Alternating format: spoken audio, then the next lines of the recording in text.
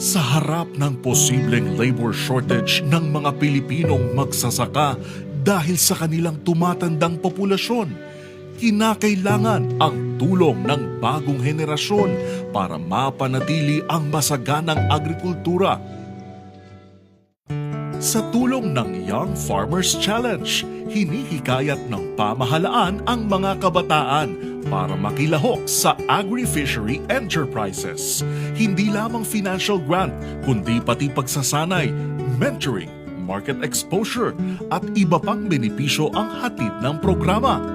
Interesado ka bang pasukin ang mundo ng agripreneurship? Tutok na sa Masaganang Pinas Season 2 sa DZRH ngayong Sabado, August 8, alas 10:30 hanggang alas 11:30 ng umaga. Tayo na sa Masaganang Pinas.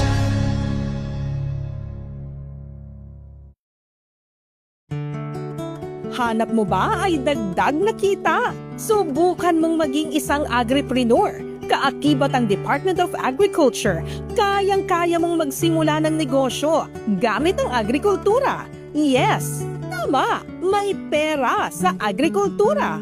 Kaya tara na't alamin ang mga bagay, kasangkapan at suporta ang kakailanganin mo para sa iyong business venture. Dito lang yan sa Masaganang Pinas sa DZRH tuwing Sabado alas 10:30 hanggang alas 11:30 ng umaga. Masaganang Pinas Season 2 na! Tayo na sa Masaganang Pinas.